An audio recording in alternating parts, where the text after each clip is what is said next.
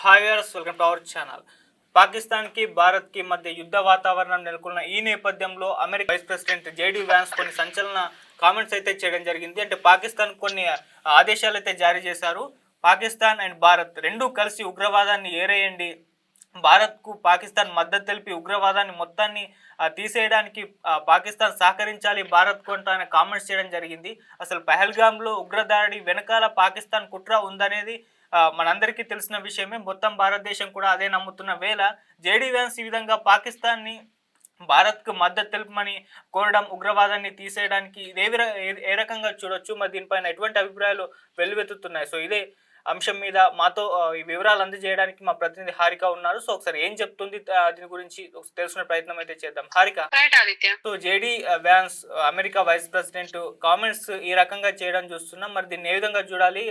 మరి ఉగ్రవాదాన్ని ఏరడానికి భారత్ పాకిస్తాన్ రెండు కలిసికట్టుగా ఫైట్ చేస్తాయా, లేకుంటే అసలు ఉగ్రవాదానికి మద్దతు తెలుపుతుందే పాకిస్తాను అండ్ పహల్గామ్లో ఉగ్రదాడి జరగడానికి కూడా దాని వెనకాల పాకిస్తాన్ కుట్ర ఉందనేది మనకు తెలిసిందే. మరి ఏం చెప్తారు దీని గురించి? అసలు జేడీ వ్యాన్స్ కామెంట్స్ ఎలా చూడొచ్చు?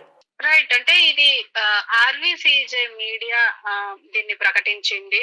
అంటే ఆయన జేడీ వ్యాన్స్ మాట్లాడినారు అని చెప్పేసి అమెరికా ఉపాధ్యక్షుడు పాకిస్తాన్ ని భారతదేశంతో కలిసి ఉగ్రవాదాన్ని అరికట్టడానికి సహకరించాలని కోరారు. అంటే భారతదేశం మరియు పాకిస్తాన్ల మధ్య విస్తృతమైన ప్రాంతీయ సంఘర్షణ, అంటే కాన్ఫ్లిక్ట్ ఎప్పటి నుంచో ఉంది. ఇది జరగకుండా ఉండాలని ఆశిస్తున్నాను అన్నట్టుగా మాట్లాడరు. ఎందుకు అని అంటే ఆయన భారతదేశంలో పర్యటిస్తున్నప్పుడే పహల్గామ్ బైసరన్ వ్యాలీలో ఈ దాడి జరిగింది, ఈ ఉగ్రదాడి జరిగింది. అయితే పహల్గామ్ ఉగ్రదాడి గురించి మనం ప్రత్యేకంగా చెప్పుకోకర్లేదు. ఏప్రిల్ 22న జరిగింది. అదే టైంలో ఇతర కూడా, అంటే ఈ అమెరికా ఉపాధ్యక్షుడైన జేడీ వ్యాన్స్ కూడా అక్కడ, అంటే మన దేశంలోనే పర్యటిస్తున్నారు. అయితే ఆయన ఈ పర్యటనకు సంబంధించి ఈ దాడి జరగడం చాలా దురదృష్టకరం, అంటే 26 మంది సివిలియన్స్ చనిపోవడం చాలా బాధాకరమైన విషయం అని చెప్పేసి మాట్లాడుతూ పాకిస్తాన్ ఖచ్చితంగా భారత్ తో కలిసి ఉగ్రవాదాన్ని తొలగించడంలో సహకరించాలి అని ఆయన అన్నారు. అయితే పాకిస్తాన్ తన భూభాగంలో ఉగ్రవాద సంస్థలకు మద్దతు ఇవ్వడం ఆపాలని, వాటిని నియంత్రించడంలో భారత్ తో కలిసి పనిచేయాలని సూచిస్తూ, అంతేకాదు భారత్ పాకిస్తాన్ మధ్య ఈ దాడి వల్ల ఉద్రిక్తతలు పెరిగాయి, ఈ ఉద్రిక్తతలు పెద్ద స్థాయిలో సంఘర్షణ దారితీస్తాయేమో అన్న ఆందోళన ఉంది అని చెప్పేసి, రెండు దేశాలు కలిసి పనిచేస్తే ఈ ప్రాంతంలో శాంతి స్థిరత్వం ఉంటాయి అని ఆశ వ్యక్తం చేశారు. అయితే దీనికి సంబంధించి మనం మాట్లాడుకోవాలి అంటే ఖచ్చితంగా మనం, అంటే జేడీ వ్యాన్స్ వ్యాఖ్యలు మనం ఎలా చూడొచ్చు అంటే మాత్రం ఖచ్చితంగా దీనిపైన మనం ఖచ్చితంగా పెద్ద చర్చన చేయొచ్చు. ఎందుకంటే అంటే అక్కడ టిఆర్ఎఫ్ అంటే ఏదైతే ఉందో the resistance front, Lashkar Toiba, LET, ఈ రెండు సంస్థల్ని పెంచి పోషిస్తుంది అక్కడ సైన్యం. అంటే పాకిస్తాన్ సైన్యం కావచ్చు, పాకిస్తాన్ ప్రభుత్వం కావచ్చు. ఎందుకు మనం ప్రత్యేకంగా చెప్పుకోకర్లేదు. జమ్మూ కాశ్మీర్ బైసన్ వ్యాలీలో జరిగిన తర్వాత కూడా, ఆ ఉగ్రదాడి తర్వాత కూడా మేమే చేశామంటూ ఎల్ఈటి అండ్ టిఆర్ఎఫ్ సంస్థలు ముందుకొచ్చాయి. అందులో టిఆర్ఎఫ్ సంస్థనే ఉంది అని చెప్పేసి అన్నారు. లష్కర్ ఈ తోయిబా అధ్యక్షుడు ఎవరైతే ఉన్నారో, ఫౌండర్ ఎవరైతే ఉన్నారో హఫీజ్ సయీదీ, అతనే బహిరంగంగా అటాక్ చేయడం వెనక మేమే ఉన్నాము అని చెప్పేసి అనడం. ఈవెన్ ఒకవేళ మాకు జలాలు ఆపితే మీ రక్తం అందులో పొర్లిస్తాం అని చెప్పేసి కూడా అన్నారు. అంటే దీని అంతటికీ ఖచ్చితంగా అక్కడి ప్రభుత్వం, అక్కడి సైన్యం సపోర్ట్ తోనే కదా మన పైన ఇంత మాట్లాడింది. అలాంటప్పుడు ఇప్పుడు జేడీ వ్యాన్స్ మరి ఏం ఆలోచించారు, మరి పూర్తిగా అవగాహన ఉందా లేదా, ఉండి కూడా అంటే పాకిస్తాన్ ఖచ్చితంగా మనకు మద్దతు తెలుపుతుంది అని ఎట్లా అనుకున్నారో ఆయనకే తెలియాలి. ఎందుకంటే ముఖ్యంగా మన దేశంలో, అంటే భారతదేశంలో కూడా పాకిస్తానీయులు ఉన్నారు, పాకిస్తాన్ ప్రేమించే వాళ్ళు ఉన్నారు. మన దేశాన్ని తప్ప వేరే దేశాన్ని ప్రేమించే వాళ్ళు ఎంతో మంది ఉన్నారు. అయితే పాకిస్తాన్ దీన్ని ఫాల్స్ ఫ్లాగ్ ఆపరేషన్ కూడా అని ఆరోపణలు కూడా చేసింది. ఎందుకు అంటే వాన్స్ సూచనలు ఉగ్రవాదానికి వ్యతిరేకంగా రెండు దేశాలు సహకరించాలని ఆయన అన్నారు. కానీ ఈ ఉగ్రదాడికి పాకిస్తానే వెనుకుంది అంటే మాత్రం ఇది ఫాల్స్ ఎలిగేషన్ అని చెప్పేసి అన్నారు. దానికి మరి ఖచ్చితంగా ఇది ప్రభుత్వం, అక్కడి ప్రభుత్వం అంటే పాకిస్తాన్ ప్రభుత్వం కానీ మన ప్రభుత్వం కానీ రెండింటి మధ్య ఒక కాన్ఫ్లిక్ట్ అయితే ఏర్పడింది. ఖచ్చితంగా యుద్ధం జరుగుతుంది అని చెప్పేసి అందరూ ఆశిస్తున్నారు. కానీ ఈ వ్యాఖ్యలు మాత్రం సంచలనంగా మారాయి అనుకోవచ్చు జేడీ వాన్స్ వ్యాఖ్యలు. అంటే ఖచ్చితంగా పాకిస్తాన్ భారతదేశంతో, అసలు పాకిస్తాన్ చైనాతో తప్ప ఎవరితో అంటే ఏ దేశంతో ఆ సంధికి రాదు అని అయితే తెలుస్తుంది. ముఖ్యంగా భారతదేశంతో. అంటే ఇప్పుడు కాశ్మీర్ వాళ్ళ సొంతం అయినా కూడా మళ్ళీ మిగతా రాష్ట్రాల పైన ఆధిపత్యం కోసమైనా ఖచ్చితంగా ఇస్లామిక్ దేశంగా మార్చడానికి రాష్ట్ర వారీగా వస్తుందే తప్ప, ఒకవేళ కాశ్మీర్ మొత్తం అంటే పిఓకే తో సహా మొత్తం వాళ్ళకి అప్పజెప్పిన, పాకిస్తాన్ కి అప్పజెప్పినా కూడా ఈ ఈ చర్యలు, ఈ ఉగ్రవాద చర్యలు ఆపే ప్రసక్తే ఉండదు ఈ పాకిస్తాన్ కి అని చెప్పేసి చాలా మంది మాట్లాడుతున్నారు. అయితే కానీ జేడీ వాన్స్ ఆశ మాత్రం బాగుంది, కానీ అది నిజమైతే బాగుండు ఆదిత్య. అంటే ముందు నుంచి అమెరికా చూసుకుంటే ట్రంప్ కూడా తటస్థ వైఖరి గా మాట్లాడడం చూసామంటే వాళ్ళిద్దరి సమస్య వాళ్ళిద్దరూ పరిష్కరించుకుంటారు, ఇద్దరు కూడా నాకు మిత్రులే అని చెప్పేసి ఆయన అప్పుడు తటస్థంగా వ్యవహరించడం, ఇప్పుడు జేడీ వ్యాన్స్ కూడా సేమ్ అదే రకంగా మాట్లాడడం, అంటే పాకిస్తాన్ అండ్ భారత్ని ఈ అమెరికా ఎలా చూస్తుంది, భారత్ కు మద్దతు ఇస్తుందా అన్న డౌట్ అయితే ఒకటి ఎక్స్ప్రెస్ అవుతుంది కదా, దానికి సంబంధించి ఖచ్చితంగా అంటే ఈ ఒకవేళ యుద్ధం వస్తే రెండు తరపులా ఉంటాను అన్నట్టుగానే ఉంది అమెరికా వైఖరి. ఎందుకంటే ఇప్పుడు జేడీ వాన్స్ వ్యాఖ్యల కన్నా ముందు ఈవెన్ అక్కడి అధ్యక్షుడు ట్రంప్ వ్యాఖ్యలు చూసినా కూడా వాళ్ళిద్దరు నాకు సహోదరుల లెక్క, నాకు వాళ్ళిద్దరు స్నేహితులే, ఇది 1000 ఏళ్ల సమస్య. అంటే మనకు స్వతంత్రం వచ్చి 250 ఏళ్ళు కూడా కాలేదు, కానీ 1000 ఏళ్ల సమస్య. ఈ సమస్య వాళ్ళిద్దరూ కలిసి కూర్చొని మాట్లాడుకోవాలి, కాబట్టి నేను ఇందులో ఇన్వాల్వ్ అవ్వదలుచుకోలేదు అన్నట్టుగానే మాట్లాడారు. ఇప్పుడు జేడీ వాన్స్ కూడా అలాగే ఆ టైప్ గానే మాట్లాడుతున్నట్టయితే అనిపిస్తుంది. ఎందుకంటే పాకిస్తాన్ వచ్చి భారతదేశానికి సహకరించాలి, టెర్రరిజాన్ని కాపాడాలి. ఈవెన్ టెర్రరిజాన్ని పెంచి పోషించేది పాకిస్తాన్ తో పాటు అమెరికా అని కూడా చాలా మంది ఆరోపిస్తూ ఉంటారు. అందుకు ఇప్పుడు ప్రస్తుతం అయితే అసలు సపోర్ట్ చేసే అవకాశమే లేదు. ఈవెన్ వాళ్ళు టెర్రరిజాన్ని ఆపుతారు అని చెప్పి అనుకోవడం కూడా, అంటే ఇప్పుడు పాకిస్తాన్ లో టెర్రరిజాన్ని పెంచి పోషించడానికి డబ్బులు కూడా ఇతర దేశాలే ఇస్తాయని కూడా మనకు తెలిసిన విషయమే. సో చూడాలి మరి, అంటే మరి ఆయన ఏ విధంగా అన్నారు అనేది. ఖచ్చితంగా ఈ దాడి భారత్ పాకిస్తాన్ సంబంధాలపై తీవ్ర ప్రభావం అయితే చూపింది, అది నో డౌట్. కానీ ఇప్పటికీ కాశ్మీర్ విషయంలో రెండు దేశాల మధ్య గొడవలు అవుతూనే ఉన్నాయి.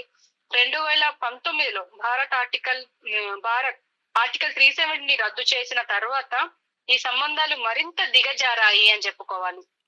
ఈ దాడి అంటే జనరల్ గా మనకు ఇప్పటి వరకు అసలు ఉగ్రదాడు 2008 తర్వాత ఉగ్రదాడులు మనకు అంతగా కనిపించలేదు. ఈవెన్ అంత మళ్ళీ పటిష్టంగా అంటే మళ్ళీ దిల్సుఖ్ నగర్ 2012-11 టైంలో దిల్సుఖ్ నగర్ లో జరిగింది. ఇంతకు తప్ప అంతకు మించి అసలు ఈ గత 10-12 సంవత్సరాలుగా అయితే ఇప్పుడు ప్రస్తుతం ఉగ్రదాడులకు అసలు తావే లేదు. కానీ సడన్ గా ఇప్పుడు బైసరన్ వ్యాలీలో జరగడంతో మొత్తం దేశం అంతా ఒక్కసారిగా కాశ్మీర్ వైపు చూసుకుందని చెప్పుకోవాలి. కానీ ఒక పక్క ఈ దాడికి సంబంధించి అసలు మాకు ఎలాంటి సంబంధం లేదు, భారత్ ప్రభుత్వం, మీడియా, ప్రజలు మాత్రమే దీన్ని ఆరోపిస్తున్నారు అని చెప్పేసి పాకిస్తాన్ పై విమర్శలు చేస్తున్నారు అని చెప్తుంది. కానీ పాకిస్తాన్ ఈ దాడికి భారత్ స్వయంగా ప్లాన్ చేసి ఫాల్స్ ఫ్లాగ్ ఆపరేషన్ గా చిత్రీకరించింది అని చెప్పేసి అయితే అంటున్నారు. మరి చూడాలి, అంతర్జాతీయంగా భారత్ పై ఒత్తిడి తీసుకొచ్చే ప్రయత్నం చేస్తుందా ఈ పాకిస్తాన్ అని చెప్పేసి అయితే అనుకోవాలి. అంటే ఈ రకమైన ఆరోపణలు, ప్రతి ఆరోపణలు రెండు దేశాల మధ్య విశ్వాస లోపాన్ని మరింత లోతు చేస్తున్నాయని చెప్పుకోవాలి. ఎందుకంటే ఇప్పుడు ఇద్దరు అన్నదమ్ములు కొట్టుకొని నాన్న దగ్గరికి పోయినట్టు ఉన్నది ఈ సమస్య. అంటే ఇప్పుడు పైన ప్రపంచ వ్యాప్తంగా ఒకవేళ సమితి జరిగితే ఐక్యరాజ్య సమితిలో గాని ఎక్కడైనా మీటింగ్స్ లో ఇప్పుడు విక్టిమ్ కార్డు చూపించే అవకాశం ఉంది ఇప్పుడు పాకిస్తాన్. ఎందుకంటే మాది చిన్న దేశం, మా జనాభా తక్కువ, లేకపోతే మాకు ఇప్పుడు ఇప్పటికే మధ్యతరగతి కుటుంబాలు బతికే సిచ్యువేషన్ లో లేవు, పాల ప్యాకెట్ 100 రూపాయలు, బ్రెడ్ ప్యాకెట్ 150, ఇప్పుడు గోధుమ పిండి దొరుకుదా లేదు, ఇప్పుడు నీళ్ళు ఆపేస్తున్నారు అని ఇలాంటి విక్టిమ్ కార్డ్ ఏమైనా ప్లే చేస్తుందా, లేకపోతే ఇంకేమైనా చేయబోతుందా, లేకపోతే నిజంగానే యుద్ధానికి సిద్ధం అయ్యిందా? ఇంకో పక్క మేము అణుబాంబులు ఉపయోగించడానికి కూడా మేము వెనకాడం అని చెప్పేసి అక్కడి పాకిస్తాన్ నుంచి మనకు వస్తున్న సూచనలు. మరి అణుబాంబు యూజ్ చేస్తే మరి అంటే ఐక్యరాజ్య సమితి మరి ఏం చేస్తుంది? ఒకవేళ ఖచ్చితంగా దేశాల మధ్య ప్రతి దేశంలో ఉన్న అంటే అన్ని దేశాలు కలిపి మాట్లాడుకున్నది ఏంటి, మేము మొదటగా అణుబాంబుని యూజ్ చెయ్యం అని చెప్పేసి అయితే ఉంది. మరి చూడాలి, ఇటు భారత్ లోనే కాదు అటు పాకిస్తాన్ లో కూడా ఈ యుద్ధాన్ని కోరుకోవట్లేదు అని చెప్పేసి కొన్ని సోషల్ మీడియాల ద్వారా మనకు కనిపిస్తుంది. కానీ అంటే అక్కడ డెవలప్మెంట్ తక్కువ, డెవలప్మెంట్ కి సంబంధించి మన దేశమైనా అట్లీస్ట్ డెవలప్ అవుతున్న కంట్రీగా మనకు పేరుంది. కానీ అక్కడ డెవలప్ లేని సిచ్యువేషన్ లో ఇప్పుడు ఈ ఒకవేళ ఇలాంటి యుద్ధం సంభవిస్తే మరి ఎలాంటి పరిస్థితుల్ని ఎదుర్కోవాల్సి వస్తుంది పాకిస్తాన్ అని చెప్పేసి అయితే చాలా ఆందోళనగా ఉంది అని చెప్పేసి చాలా మంది మాట్లాడుతున్నారు. అయితే సామాన్య ప్రజల్లో భయాందోళనలు అయితే సృష్టించింది అని మాత్రం అయితే తెలుస్తుంది ఈ దాడి వల్ల. మరి చూడాలి ఈ పహల్గామ్ అటాక్ తర్వాత మరి ఈ అటాక్స్ ఏమైనా ఆగుతాయా లేదా, ఎందుకంటే ఇప్పుడిప్పుడే జమ్మూ కాశ్మీర్ ఆర్థిక వ్యవస్థలో కొంచెం మెరుగుపడుతున్న సమయంలో ఇప్పుడు టెర్రర్ అటాక్ జరగడం, ఎందుకంటే పర్యాటకమే అక్కడ అంటే టూరిజమే అక్కడ పెద్ద భాగం ఉంది అని చెప్పేసి అంటున్నారు. మరి దాడి తర్వాత చాలా మంది పర్యాటకులు గాని ఇప్పుడు ఇంకో కొన్ని రోజులైతే అమర్నాథ్ యాత్ర స్టార్ట్ అయ్యే టైంలో ఇప్పుడు ఇలాంటివి జరగడంతో అక్కడ పెద్ద దెబ్బ పడిందనే చెప్పుకోవాలి. మరి మరి ముందు మరి ఈ టూరిజం గాని ఇంకా టూరిస్ట్ అంటే ఇప్పుడు సౌత్ నుంచి ఇప్పుడు నార్త్ కి వెళ్లే వాళ్ళలో ఎవరైనా ఉన్నారా, వెళ్తారా లేదా, అక్కడికి వెళ్ళినాక సర్వైవల్స్ ఎట్లా అని చెప్పేసి కూడా చాలా మంది భయపడుతున్నారు. పైగా హిందువుల మీద ఇలాంటి దాడి జరగడంతో ఇప్పుడు మనం మతం గురించి మాట్లాడొద్దు అని అంటున్నారు కానీ మతం కూడా ఇందులో యాడ్ అయ్యి ఉంది. ఎందుకంటే ప్రతి ఒక్కరిని చెక్ చేసి మరి ప్యాంటు విప్పించి చెక్ చేసి మరి దాడి చేశారు ఆ 6 ఉగ్రవాదులు. మరి ఆ ఉగ్రవాదులకు సంబంధించి డీటెయిల్స్ అన్ని ఎన్ఐఏ దగ్గర ఉన్నాయి అని అంటున్నారు. మరి వాళ్ళు మరి ఎన్ఐఏ మరి ఏం చేస్తుంది, ఎన్ఐఏ మరి ఇప్పుడు దీనిపైన యాక్షన్ తీసుకుంటుందా లేదా, ఉగ్రవాదుల్ని పట్టుకుంటుందా లేదా అని చెప్పేసి ఇవన్నీ రకరకాలుగా క్వశ్చన్స్ రేజ్ అవుతున్నాయి. మరి చూడాలి ఆదిత్య మరి ఏం జరుగుతుంది అనేది. జేడీ వ్యాన్స్ వ్యాఖ్యలు అయితే ఇప్పుడు వినడానికి బాగుంది, కానీ ఇదైతే అయ్యే అవకాశం అయితే లేదు అని అయితే తెలుస్తుంది Aditya. Okay Harika, thank you so much Harika. So ఉగ్రవాదాన్ని మొత్తాన్ని కూడా భారత్ అంతం చేయాలి, భారత్కు మద్దతుగా ఉగ్రవాదాన్ని అంతం చేయడానికి పాకిస్తాన్ భారత్కి మద్దతు తెలపాలని చెప్పేసి America vice president JD Vance అయితే కోరారు. కాకపోతే ఇక్కడ వచ్చే డౌట్ ఏంటంటే అసలు ఉగ్రవాదాన్ని ప్రోత్సహిస్తుందే భారత్ కదా అని చెప్పేసి ఇండియాలో ఉన్న చాలామంది విశ్లేషకులు వాళ్ళ అభిప్రాయాలను అయితే వ్యక్తం చేస్తున్నారు. మరి ఉగ్రవాదాన్ని ప్రోత్సహించే పాకిస్తాన్ భారత్కు ఏ విధంగా మద్దతు తెలుపుతుంది ఉగ్రవాదాన్ని అంతం చేయడానికి అని చెప్పేసి వాళ్ళైతే క్వశ్చన్స్ చేస్తున్నారు. మరి దీన్ని అంటే మరి ఇది ఎలా రిసీవ్ చేసుకోవచ్చు దీన్ని అంటే మొన్న ప్రధాని మోదీ గారు కూడా మాట్లాడుతూ మేము ఉగ్రవాదాన్ని అంతం చేస్తాం, జమ్మూ కాశ్మీర్లో అటాక్ చేసిన వాళ్ళని పట్టుకుంటాం, వాళ్ళని ట్రేస్ చేస్తాం, వాళ్ళని అంతం చేస్తామని చెప్పేసి ఆయన అనౌన్స్ చేశారు. వాళ్ళనే కాదు వాళ్ళ వెనుకున్న బ్యాకర్స్ని కూడా వదలమని చెప్పేసి అన్నారు. సో వాళ్ళ వెనకాల ఉన్న బ్యాకర్స్ అంటే ఎవరు, పాకిస్తానే. కాబట్టి పాకిస్తాన్ని వదలమని కూడా మోదీ గారు చెప్పడం చూస్తాం. మరి అటువంటి పాకిస్తాన్ భారత్కి ఏ విధంగా మద్దతు తెలుపుతుంది ఉగ్రవాదాన్ని అంతం చేయడానికి, వాళ్ళే కదా ఉగ్రవాదాన్ని ప్రోత్సహిస్తుందని చెప్పేసి చాలా మంది నెటిజన్స్ అయితే చెప్తున్నారు. మరి జేడీ వాన్స్ కామెంట్స్ జస్ట్ అలా ఒక పాసింగ్ చేసే కామెంట్స్ లాగానే కనిపిస్తుంది కానీ సీరియస్గా తీసుకునే కామెంట్స్ లాగా అయితే కనబడట్లేదు. సో చూద్దాం మరి ఉగ్రవాదం విషయంలో భారత్ ఇప్పటికీ ఒక క్లారిటీకి అయితే వచ్చింది, దీన్ని అంతం చేయాలని. పాకిస్తాన్ ఏ విధంగా రెస్పాండ్ అవుతుంది కామెంట్స్కి, సో దీనికి సంబంధించి కొన్ని రోజులు అయితే వివరాలు అయితే తెలిసే అవకాశం ఉంది. Thank you so much.